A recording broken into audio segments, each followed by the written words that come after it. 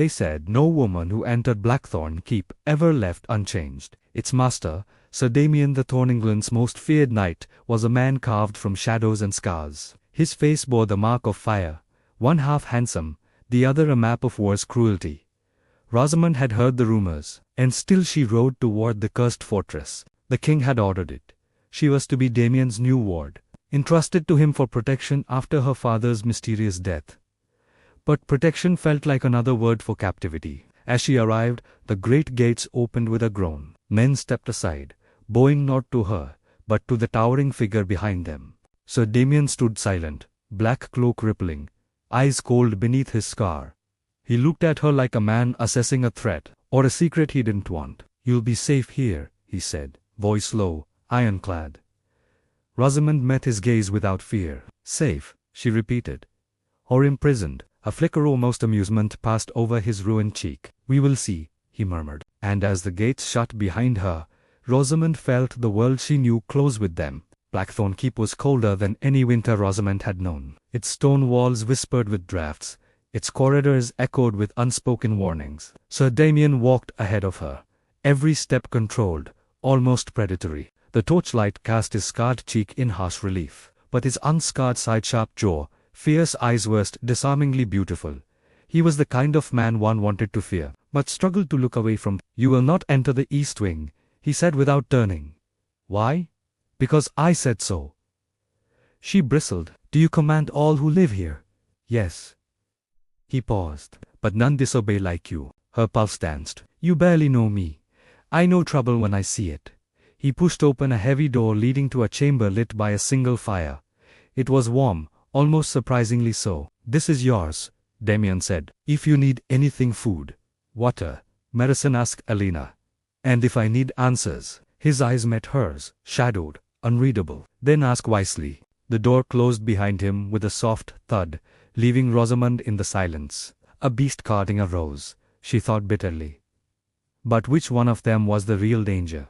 Days passed in uneasy peace. Servants whispered about Damien's past, how he'd been betrayed, burned, nearly killed, how he trusted no one, let alone a woman with beauty that turned heads. Rosamund pretended not to care. Yet she watched him. He trained with brutal precision, sword swinging like an extension of his soul. His body was a map of scars, each telling a story she wasn't meant to know. One evening, curiosity lured her toward the training yard. She stood hidden behind an archway as Damien fought an opponent twice his size. Steel clashed, blood sprayed, and then his opponent's blade nicked his scarred cheek. Damien froze. A storm flickered in his eyes. His next move sent the man flying to the ground. "Get up," Damien growled. "No. No, my lord, get up." Rosamund stepped forward without thinking. "Sir Damien." He whipped toward her, breath heavy, chest rising, beast unchained. For a heartbeat, neither moved. Then something in his expression softened. "You shouldn't be here." "You're bleeding," she said. "It's nothing." He turned away. But the shaking of his hand betrayed the truth. Beneath the armor, the Thorn was still a man hurt, haunted, and desperately alone. She found him later in his private chamber. Blood dried on his cheek, armor discarded. He stood before a cracked mirror, staring at his reflection with a hatred sharper than any blade. Rosamund entered quietly. He didn't turn. "I said you were not to come here." "And I ignored you," she said, stepping closer. "Hold still." Her fingers brushed his jaw. He flinched not from pain, but from the shock of her touch. "No one tends my wounds," he muttered. "I do not need—" "Everyone needs something," she whispered. "Even you." She dipped a cloth in warm water and gently cleaned the cut. He remained still as stone, but his eyes were burning. "You shouldn't touch me," he said quietly. "People fear what I am." "Then let them fear you," she replied. "I'm not them." Her fingers traced the edge of his scar, soft, reverent, his breath hitched, barely audible, but real. When she stepped back, his hand caught her wrist. "Why are you here, Rosamund?" She swallowed. "Because you looked like a man who needed someone to stay." He released her slowly, as if afraid his touch might break her. But she wasn't broken. She was beginning to bloom. Curiosity burned like wildfire. What was hidden in the East Wing? What part of Damien's life had been locked away? One stormy night, the castle slept. Rosamund, wrapped in a cloak, slipped through dark hallways until she reached the forbidden doors. To her surprise, they were unlocked. Inside, dust coated the furniture. The air smelled of soot and sorrow. A bed half burned. A woman's comb melted in the corner. Then she saw it. A portrait. A beautiful young woman with soft eyes and raven hair. Damien's wife. Dead. A sudden voice chilled her spine. "Do you enjoy digging up ghosts?" She spun. Damien stood in the doorway, face unreadable. I didn't mean to." "You weren't sent here to heal me," he said harshly. "You were sent because the king wants me bound, controlled." "That's not true."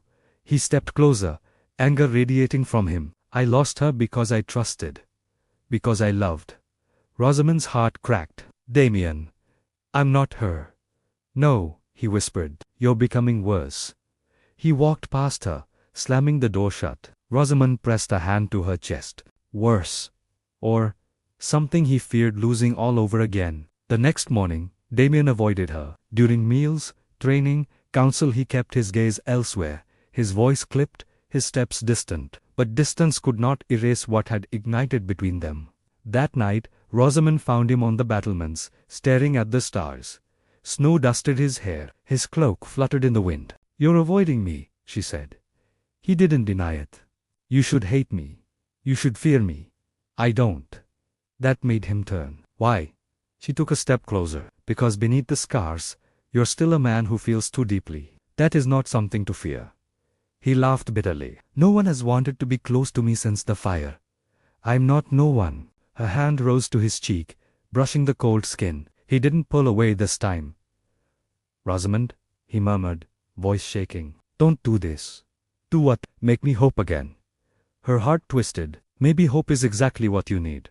For the first time, he leaned into her touch, fragile, hesitant, desperate. In that moment, the beast allowed beauty to see him. The winter deepened, locking them inside the castle for days. Tension coiled between them like a dangerous secret neither dared name. One evening, the firelight cast warm shadows as Rosamund read aloud from an old book. Damien sat across from her, sharpening his blade, though his eyes never left her face. "You dislike my stories," she teased. "I dislike that you distract me from everything else." Her breath caught. "Is that so?" He stood, crossing the room with slow, deliberate steps. The fire reflected in his eyes, cold on one side, shadow on the other. He stopped before her. "You should leave Blackthorn when the snows melt." "Do you want me to leave?" His jaw tightened. "No. That's why you must." She rose, heart pounding. "Damien, I don't fear your scars. But you should fear what they hide," he said softly. Her hand slid to his chest. "I fear nothing about you." He exhaled sharply, fighting himself, then stepped back. "Good night, Rosamund." The door closed, but the air still trembled. Two hearts pulled together. Two pasts determined to keep them apart. The peace shattered at dawn. Trumpets blared. Swords clashed. The castle shook. Rosamund ran to the window. Enemy banners rose outside. Not raiders, not rebels, the king's army. They had not come to protect her. They had come for Damien. She raced to the courtyard, skirts whipping in the cold wind. Damien stood at the front lines, sword gleaming, expression carved from stone. "Stay inside," he growled. "Not without you." His eyes flashed fear, anger, longing. "I won't lose you like I lost her." "Then don't push me away," she begged. But the gates burst open. Arrows flew. Soldiers charged. Damien threw himself into battle, a whirlwind of steel and fury. Rosamund watched in horror as he fought back men who once served beside him. The king had sentenced him to death, and her to become a pawn all over again. But Rosamund had made her choice long ago. She ran toward the chaos, toward Damien, toward the man she refused to lose. The enemy surged forward, blades flashing. Damien fought like a man possessed, but he was outnumbered. Every swing grew slower, heavier, bloodier. A soldier raised a spear toward his back. Rosamund screamed. Damien turned just in time, cutting the man down, but another blade grazed his arm. "Rosamund," he roared, "get back." No. She picked up a fallen shield, stepping between him and the soldiers. Terror roared in her chest, but she didn't move. "You'll die," Damien gasped. "Then I die beside you." Her words stopped him cold. For the first time in years, the scarred knight faltered not from fear of battle, but fear of losing the only heart that had dared to love his broken one. With a roar, Damien lifted his sword, rallying his men behind him. "Protect your lady," he commanded, and with newfound fury, they pushed the attackers back. By nightfall, the enemy fled, leaving the snow-stained red. But Rosamund's knees buckled. The thorn caught his rose before she fell. Damien carried her to the great hall, setting her gently upon a table. "Are you hurt?" "Only frightened," she whispered. He cupped her face in his scarred hands. "You could have died." "I didn't," she said, "because I stayed with you." Emotion cracked across his features, raw, unguarded, devastating. "I swore I'd never love again," he said hoarsely. "You didn't swear that," she whispered. "Your fear did." He closed his eyes, forehead leaning against hers. "Rosamund, you have to understand, loving me is choosing a life of danger, pain, shadows. Then I choose it," she breathed, his eyes open slow, stunned, hungry. "You choose me, every part, every scar." He kissed her then, not with hesitation, but with surrender. The Thorn had fought battles across kingdoms, yet losing his heart to her was the one war he had never expected to lose, and the only one he wanted to. Peace was brief. A royal emissary arrived the next morning, carrying a decree, sealed with the king's crest. Damien broke it open. His face hardened. "What is it?" Rosamund asked. "The king commands that you return at once, and that I be executed for treason."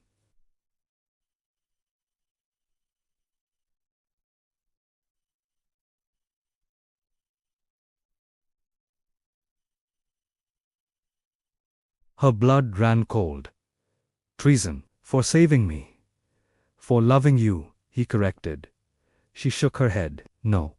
I won't go back." "He cannot force me."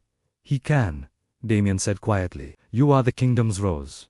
Your beauty is a political tool, and you are my choice," she said fiercely. "If you stay, you doom us both. If I leave," she whispered, "I doom myself."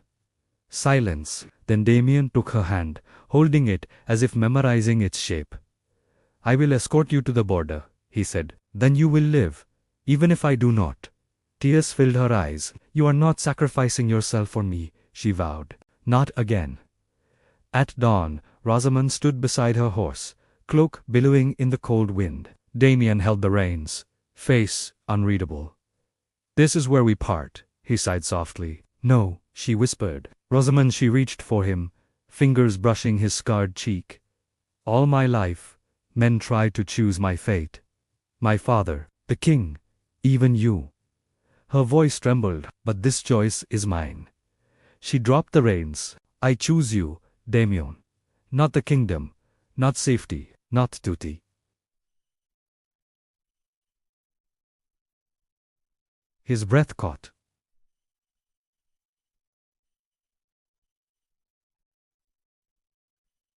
"Rosamund, if you stay, there is no turning back." She stepped into his arms. "There's nothing to turn back to." For the first time, the Thorn's eyes filled with something he thought he'd buried forever, hope. He lifted her chin, kissing her with a gentleness that broke him. And when they rode away from the border, not apart, but together, Rosamund whispered the vow that sealed their fate. "Where you walk, I walk. Where you fight, I stand. Where you heal, I bloom." And in the cold northern wind, the rose and the thorn began the life their hearts had chosen. Not perfect, not safe, but theirs.